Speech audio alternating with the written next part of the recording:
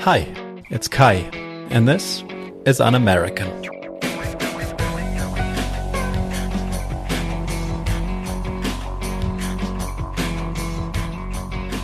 In Un-American, I invite international experts to share their perspectives on US-related issues and to add new angles to inherently American debates. Today, I'm talking with Professor of Global Governance, Rita Kiki Edozie, about the relationship between the West and the Global South, and what Gaza and Africa's Sahel region have to do with it. Rita Kiki Edozie, welcome to the podcast. Thank you. Thank you for having me. I want to start this episode by doing a little excursion into the realm of terminology.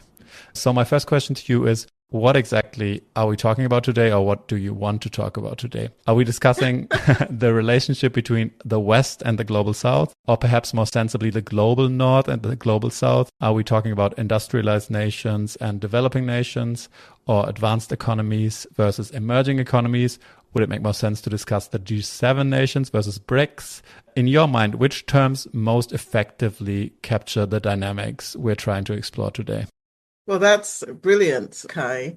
And you're very schooled in my developing world studies course, where we do explore a sort of representation of the Global South. I would like to talk much more about Africa in global perspective. Africa certainly as a key region represented through the prism of Global South vis-a-vis Global North relations, more specific, Africa in post-colonial narratives, and Africa as a terrain that is increasingly conscious of the notion of decolonization in 21st century political actions. But then there are many different stories. So let's talk about it all and unpack it in context.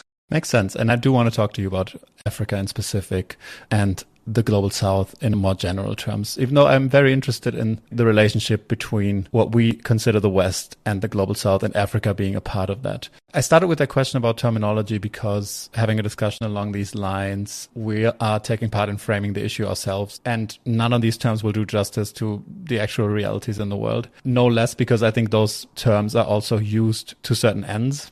For example, maybe in Moscow, in Buenos Aires, in Cape Town, it might be very expedient to frame the world along the lines of colonial powers and decolonized states. In Berlin, London, Washington, one might find that people are more drawn to splitting the world up into democracies and autocracies. That said, though, I think we must start somewhere in a way, right? So you have to at least assign some of these terms in order to make sense of the world. And I mean, they're not completely useless. I think they highlight some meaningful divisions in the world, both economically and politically. So to get us started on that, do you sense that there's been a recent shift in how these two entities are engaging with each other? I will stick to the West and the Global South for now, but we can change it up later. Yeah, I certainly do. I think that there is a new sort of world order since perhaps beginning the millennium post 2008. I'm not even going to say that we are in a multipolar world. It's more than that. Some authors use the term a deeply plural world, whereby there are multiple poles and multiple actors vying for power and existence in the global arena. And to many extents, this favors Africa, which before has been the most marginalized continent in the world in terms of integration and power engagement in the global economy. On the continent itself, it's been a continent that has been aggressively, struggling for voice and recognition and acknowledgement and engagement. And by the millennium, and certainly by post 2008, you're seeing an emergence of African visibility, not because the economy has necessarily changed or development prospects have necessarily changed, but because you're getting a crop of conscious Africans, be they driven by youth and a younger generation that are narrating Africa's circumstance in much more bolder ways. I would like to talk about that boldness. I think you took a very interesting societal approach already. Who's driving this newfound confidence, more or less? I want to take it a step back and stick to politics and then later get into that as well. Because the question I was asking, do you sense a certain shift in the dealings of the West and the global South, was motivated by this meeting that I attended last year. I was taking part in this meeting in Berlin that has stuck with me for a while. And the event was hosted by a senior member of the German Foreign Office who introduced this notion that there is a shift. And he introduced it by saying something along the lines of, today the global South expects us to talk less and to listen more. He said this in the context specifically of the war in Ukraine and Israel's war on Gaza and the West Bank at the time. And what struck me was how bewildered that senior official of the German Foreign Office actually seemed when sharing this experience with us who were attending. It almost seemed like a bad joke to him that foreign representatives would dismiss German concerns and expect German diplomats to listen instead. How, in your opinion, did the conflicts in Ukraine and the Middle East set this development in motion? Or is this maybe just the tip of the iceberg in the sense that you've just explained, that there's something taking place that is much deeper and much more happening on a societal level? Well, I like the way that you have asked and framed the question. And so here's what happened in the case of Africa. I think probably about a year ago, the West was a bit shocked by Africa's sending a delegation to Russia and to Putin, claiming to mediate, or at least offer to mediate the war between Russia and Ukraine and possibly bring African lessons of peace building to the occasion. It was a real event, not really showcased globally a lot, but it was a real event, and it triggered, of course, an interesting reaction from the West, a reaction that thought, whoa, African countries were being traitors by seemingly supporting Putin's invasion of a democratic sovereign country. The expectation was that Africans would be much more sensitive to the Ukrainian cause, given that Ukraine was defending its sovereignty. And this is something that African countries have done forever. And so why this sort of Russian support? And so on face value, it is a good question. Africans should be much more supportive of democracy and democratization, and they are. However, if you go back to around 2008, Africans have been very active in the UN, and they're collectively active. They have a lot to say about the politics of the UN, and the continent was the first to put forth a proposal for UN security reform.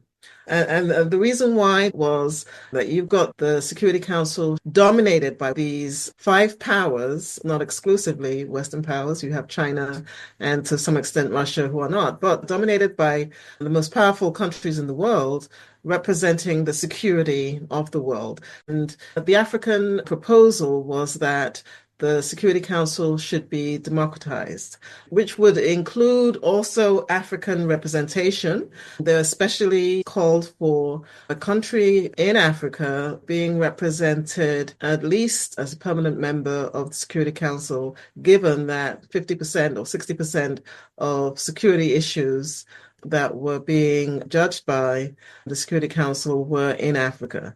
And they felt that we should democratize the world, we should democratize global governance. This proposal didn't eventually go anywhere because, again, the Africans don't have the power. But it caused a lot of interesting responses from other global South countries and regions. And the Africans were making a bold statement about the superpowers and criticizing both former Soviet Union, and therefore Russia, as well as the United States, in the ways in which they implemented global security decisions around their interests, right? And the Africans were saying, you just need to democratize the Security Council so that true sort of peace in the world can be enacted. As it stands, it can't be enacted because both Russia and the United States implement decisions, militarist decisions that are in their interests and that counter world peace. And they also criticize China for not doing anything about it, but just by abstaining and playing politics with it. And so when Russia begins to invade Ukraine, the Africans wanted to send a message to both Russia and to the United States, but the United States especially, which was proactively lobbying Africans to take a side. And they said, look, we'd prefer not to revert to a Cold War. It's time for the world to listen to us and take our interest into concern, right? And so you don't lobby us to be on your side against Russia in this particular case without examining and considering some of the concerns we've had about global security. And so we want to have voice. We want to be neutral on this issue, at least as a collective unit. We also want to be able to contribute African solutions to global peace, which is we recognize the limitations of Russia's invasion and we recognize that it was morally wrong, but we also want to come to a way in which we can negotiate a peace. And that's what we want to begin to contribute to global development, not go into being proxies of one side or the other. And so to your German minister who says Africans and peoples of the global south want to be listened to, definitely it's more so in Africa. I mean, places like India and Brazil, which are also in the global south, I think there's more going on. They are achieving power and therefore saying that they're willing to manifest their power in global engagement, right? So don't just listen to me. I want to act in my interests. Africans still don't have that collective power economically and resource-wise, but they do have powerful collective voice that they are willing to use in global relations in the 21st century. You've raised so many points there. I'm going to go through them one by one. First of all, thanks for bringing up that this idea of the permanent Security Council seats for African countries came up in 2008, you said, I think. It's such a long time ago. I think 3 months ago, in September of this year, the US actually at least voiced support for 2 permanent Security Council seats, even though I think they wouldn't come with any veto power, of course. I think that's the big no-no. We could have a whole separate discussion on that, I think, the Security Council question, but it's a great point to bring up. You've also mentioned how there might be fault lines within the Global South. I mean, we've discussed that the terminology is not fully sufficient to draw lines between Africa, India, Brazil. These are, of course, very different places. And you've touched on the Ukraine crisis, of course, the conflict in Ukraine. And you've given me your explanation of why you think that it was handled by many African countries the way it was. I want to give you my explanation or my impression that I had during this whole time. So my impression was that the whole Ukraine question was also highlighting these ideological and geographical fault lines in a way. I think for many governments and people in the West, including in Germany where I was at the time, this beginning of this Russian aggression against Ukraine was really a reminder for people and for governments that Europe is not safe from conflict. There can be conflict in continental Europe, which was unthinkable to many before. And to some extent also that democracy is not safe. In contrast, the same conflict, the same crisis in Ukraine for many in the Global South and in Africa specifically underscored this selective Western concern for global conflicts. So for them, it was a reminder that where you live and to a certain extent also what you look like significantly shaped the West's attention and sympathy for whether you're a victim of a conflict or not. And I mean, one could argue that geography influences that perception, of course. Maybe you could also say, well, Eastern African nations are closer to Yemen, so the conflict in Yemen is more important to them than the conflict in Ukraine, certainly. But I do think that explanation falls short in a way because the West is active almost everywhere in the world, even in far-flung regions like the Indo-Pacific, like Africa, like the Middle East. And in this context, what Amnesty International now considers a genocide in Gaza has actually further deepened that sense in the global South. It kind of demonstrates how readily the West acknowledges brutality when it targets its own people and how difficult it is to recognize brutality when it affects the other. Do you share that impression, first of all, that there is a significant rift in perception between how the West interprets Russian aggression against Ukraine and how the rest of the world views it in a way? Yeah, so let's start with the perceptions of the war in Ukraine. On the one hand, you're right. I mean, Africans especially, but I think the growing cadre of General Assembly members of the United Nations felt that the Russian invasion of Ukraine is singled out because it's considered a European conflict, and that's given preference and priority over other conflicts in the world, including for Africa, the Sudan, especially ongoing conflict that started before the Ukrainian conflict, but never got any resource support from the international community or from the UN. And so that was unfair. A lot of the sentiment was that this focus on Ukraine, this Western and white country, was displacing the interests of global South countries, including Africa. I mean, the question of wheat and wheat production, for example, was a big reason why Africans wanted the war to be solved and settled, because wheat production from Ukraine had almost been eliminated, and that impacted African country economies significantly.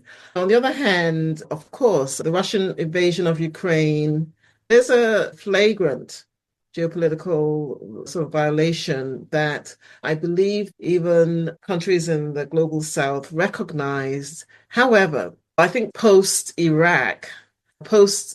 US invasion of Iraq, the global South countries weren't as inclined to support the US. And that's probably also because Russia, through its own initiatives, but also especially through its alliances with China and BRICS, have been able to penetrate the global South in significant ways to become a competitive player vis-a-vis Western countries. So the Africans or the global South people are saying, look, they're all players, good or bad, and we're in a non-aligned world now. We've already had some incursions with Russia and alliances with Russia that we want to maintain. We want to be able to choose our partners, right? We think that's maturity for us. We don't want Western countries, or especially the US or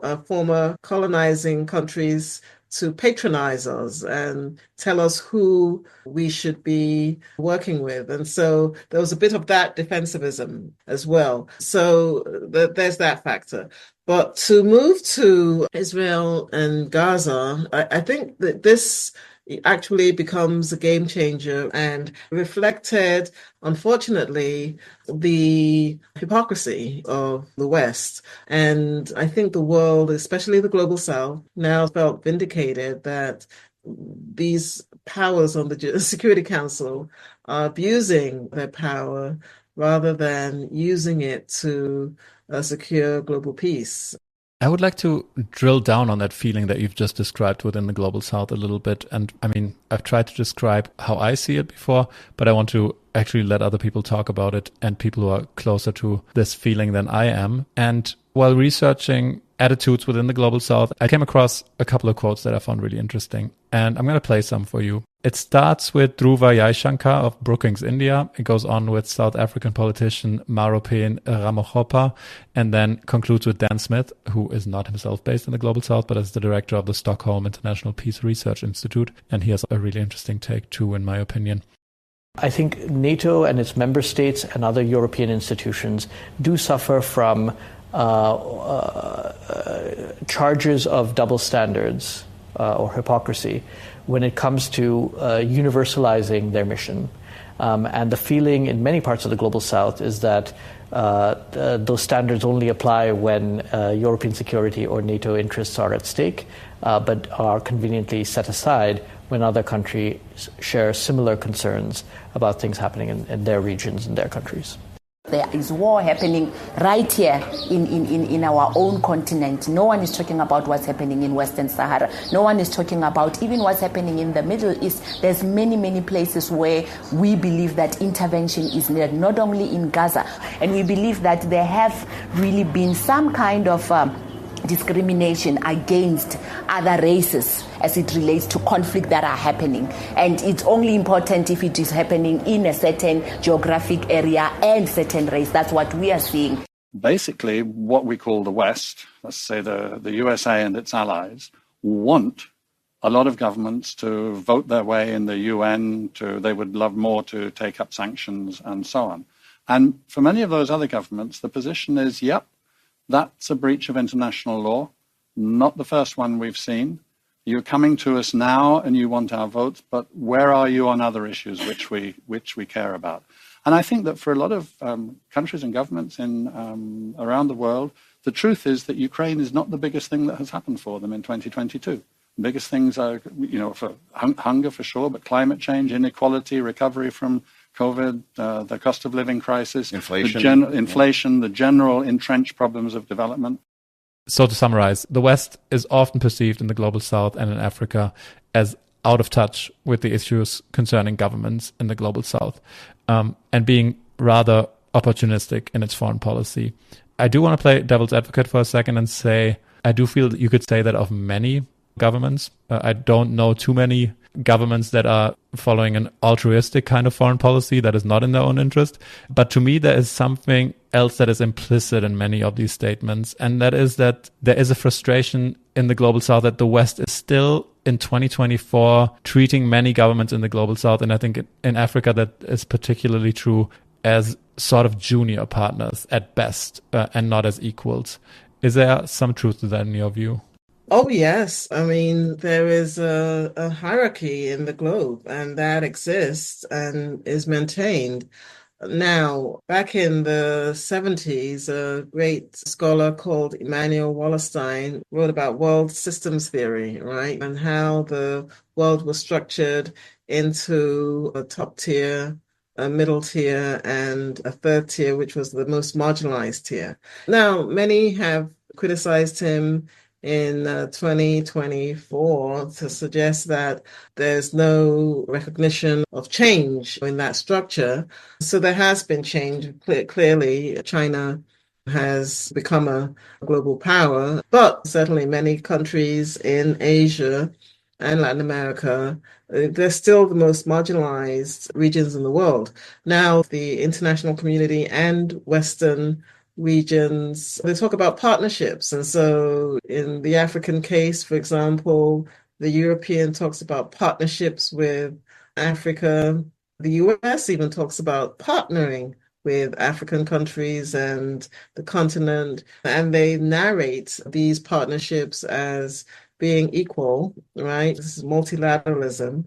But in reality, they do not recognize the power asymmetries in these global partnerships, and African countries are usually the junior partners. And that means that even on questions of their own interests in the continent, they get second say, right? Their interests are put aside for the senior partner, which is usually the donor. So many of these pronouncements that you have just relayed to me have a semblance of truth. And it certainly reflects the sentiments of a growing number of Africans on the ground who understand that there's neocolonial structures. And so they voice that, right? And there is a lot of blame on the local or national politicians as well, but there's also a lot of blame on the West and global power relations. And so you can see this in Africa, in the Sahelian region, where you have just had 3 significant coups, one from Mali, Niger, and Burkina Faso. And they have forged into a confederation, and they have articulated the reason for their coups as French interventionism. So they're looking to decolonize from what they're calling a long-standing French neocolonial rule of their countries and Western military projects. And so these coups are reacting to those geopolitical forces, and people are surprised that the coups are very much supported by the masses, because the masses are also just exhausted and fed up with using their countries as terrains for proxy wars and extraction of their mineral resources without developing the countries. And so this is not good for democracy. And we're going to have to find a way to make sure that democratic regimes deliver in these kinds of societies, are landlocked, least developed, underdeveloped, and overrun by military insurgencies. I want to pick up right there because I find that a really interesting notion. You mentioned Burkina Faso, you mentioned Mali, you mentioned Niger. So there seems to be this notion of it's time to separate ourselves from the West in a certain way, or at least to stand up to the West. And to also, I think, hold the West to its own standards. I think this is apparent in what you just said, in uprising actually against military bases. It's also apparent, I think, in growing calls for reparations for European colonial crimes in the past. I think reparations for slavery from African and Caribbean nations. I think it's also very apparent in South Africa referring Israel to the International Criminal Court, in small island nations asking for climate justice. So there's this growing sense of we have to make demands of the West and we have to hold the West accountable. And of course, as you just mentioned, there's more than enough to criticize. Foreign interventions, controlling the global economic and financial institutions for the West's own benefit, imposing neoliberal policies on countries. I mean, that list could go on forever. Do you see these calls as a fleeting trend, or are we really witnessing the beginning of a new and more assertive era for global South governments, in which governments are really standing up to the US and Europe specifically? It's a good question. I mean, I think it's the question of the day. One would be hopeful that the continent of Africa has woken up and is going to be more assertive and unified in creating a better progressive future for itself. But I think that's very idealistic. The continent is so complex. The questions of progressivism also contested and also really actually undermined, not only by divide and rule politics, but also by global forces, be they multinational corporations or Western government interests in the resources in the continent, and making sure that there's a steady flow, right? And so where there is interest, elites are co-opted and there's small reform and status quo is maintained, and some of the more structural impulses are not fully achieved. But change happens in the margins and in smaller, I guess, buckets. And so, what's happening in the Sahelian region with these three countries, they've already defied standards of change, right? ECOWAS, the West African regional unit, did suspend them and expel them until they revert to democracy. And normally the West African unit does that, and the country will give a date that it will return to democracy, and then the West African Union will unsuspend it and help it to transition to democracy. That didn't happen this time. The three countries said, we will exit your organization because you are too tied to Western interests and you have lost the Pan-African vision. And so we are going to confederate and work together, the three of us, to forge a new transformation. They said, we want the French to leave this region. And France has a military pact with all these countries, and so has all these military projects claiming to be fighting terrorism for them.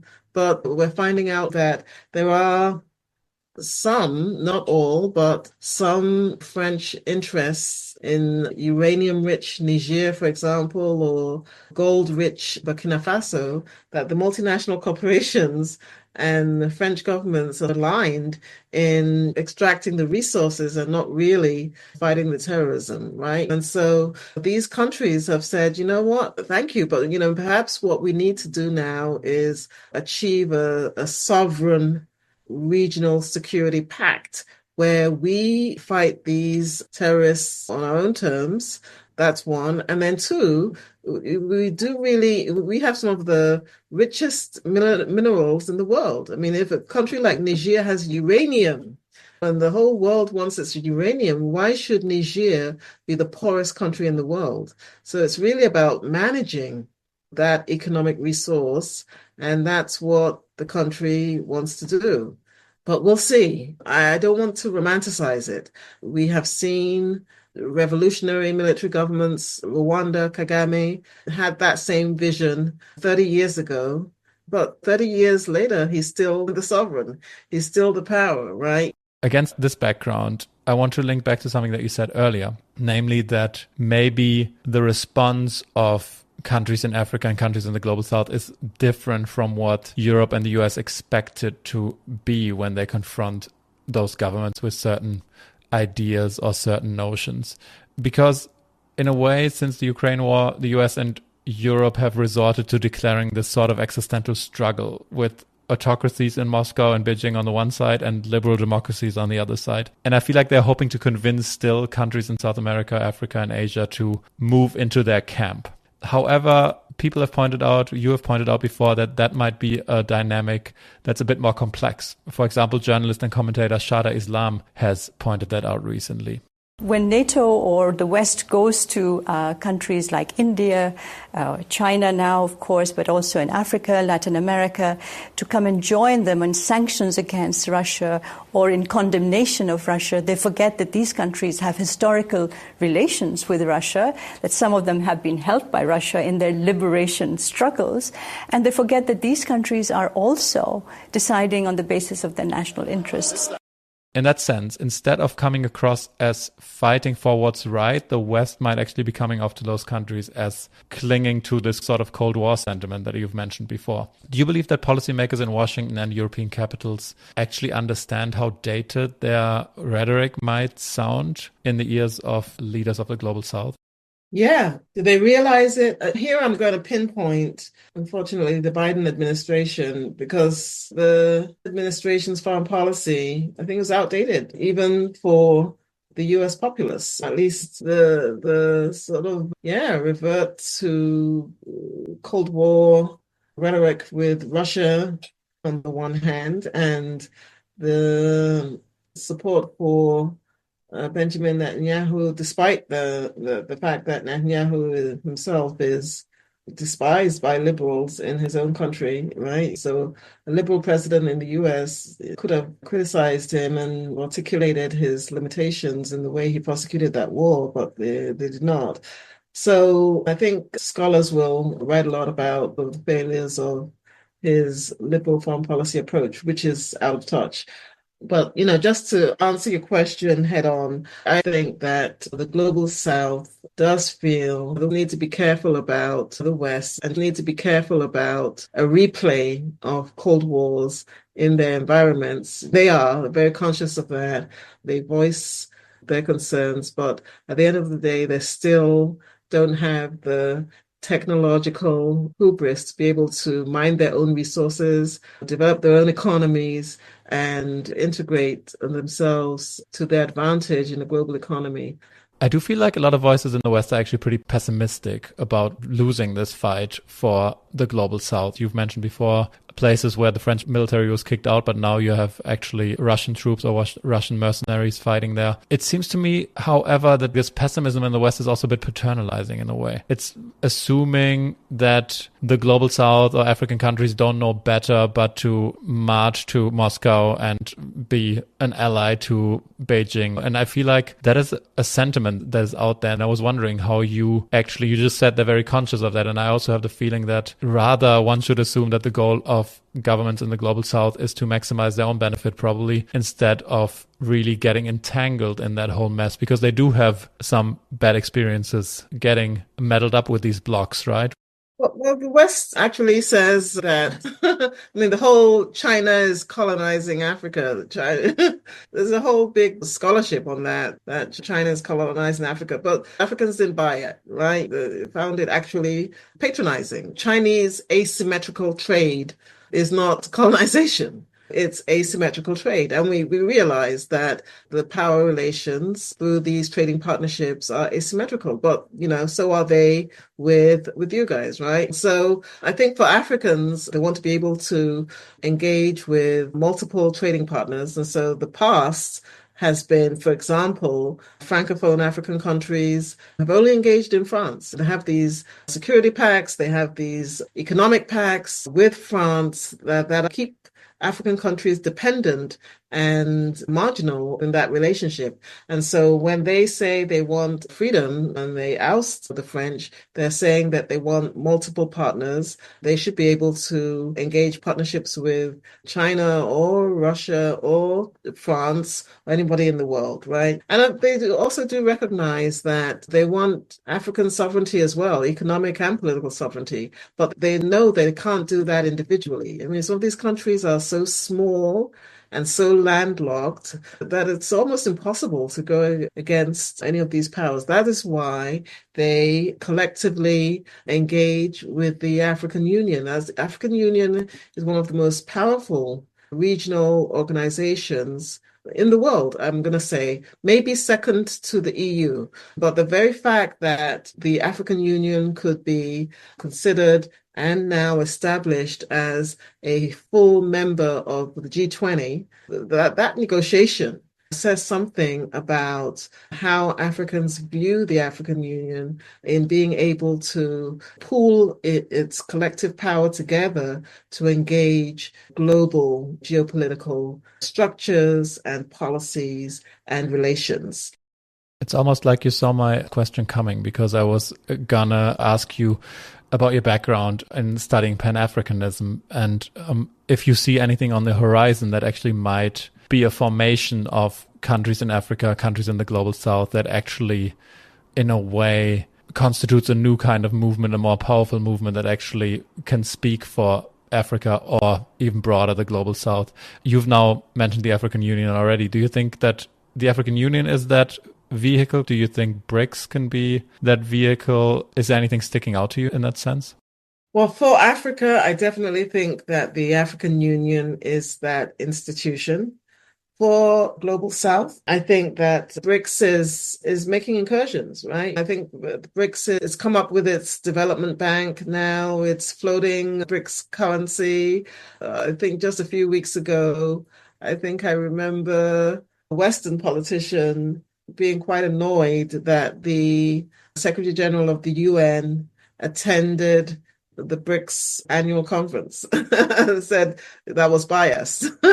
and so no, I said, no, it's not biased. It's recognizing that BRICS has become a global institution representing global South issues, and the Secretary General will attend that as he does G7 or other institutions. So I think there are emerging institutions. I think BRICS is good for Global South, but I just wonder what happened to the non-aligned movement. I'm concerned that movement has seemed to frizzle. And so I'd like to see what the broader Global South formation is. Some people say it's G20, maybe, but I still think G20 is not a indigenously formed Global South organization. It's still dominated by Western interests. And so I'd like to see maybe the revival of the non-aligned movements and make it truly non-aligned, which does not align with Russia either, or China. But we'll see. I'm gonna drill right into that, because that's exactly what I wanted to finish up with. How would you advise Western policymakers, particularly those in the US, on navigating this entire shift in relation to the global south that we just talked about? Because you just mentioned Russia and China. I am of the opinion that it would not be beneficial for anybody, especially not the global south, to move into the camp of Russia and China, even though we've been very critical of the West here. Seeing what's going on inside of Russia and inside of China should be a warning sign, I believe. In that context, what would be your top recommendation for Western policymakers, as I said, or more pointedly, what does Washington need to unlearn to truly understand the current moment and to rebuild stronger relationships with the global south and with Africa specifically?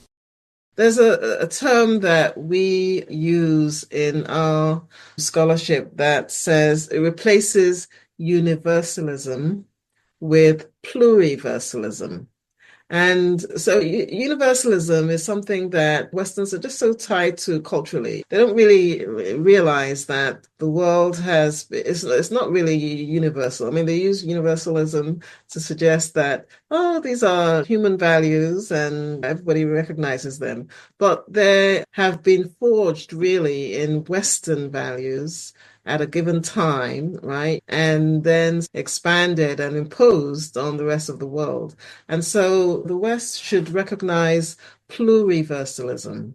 And pluriversalism recognizes multiple civilizational centers around the world, everywhere. All humans, if you recognize that humans are equal, then all humans bring forth their contextual cultures and understandings of the world. And that should be recognized equally. You've got to recognize the diversity of the world, right? That's first.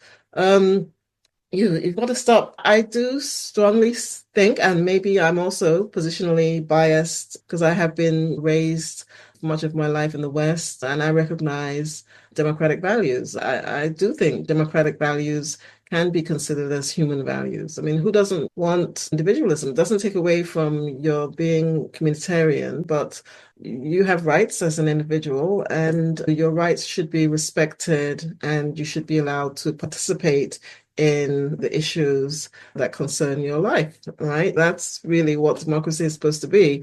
And so I think you will find that societies around the world also recognize that, but that doesn't have to be shrouded in liberal democracy, right? That one single institution. You've got to allow these societies to devise their own constructs of how that will work, right? That's two. I think we've got to think about sharing the world's resources, especially given climate change and environmental issues. But first, recognize and respect the world's resources, right? We've got to be fair in our trade relations, and we just have to pay attention to questions of global inequality and mass global poverty, especially in regions of the world that we know have the resources to do better, but we rather than help them do better, we extract their resources for us. We have to recognize questions of global inequality. And my hope is that finally we live in a peaceful world. We put peace first always, right? How can a country as massive and resourceful and wealthy and brilliant as the US not solve a war in Israel, Gaza? I mean, what are we doing? We should have been able to address peace in that region. We ignored it and chose the policy of militarism. We want to rethink that in 2025, for goodness sake, so that we can all live in a more peaceful world. Rita, Kiki, Edozie, thank you so much. Thank you, Kai. What a great conversation.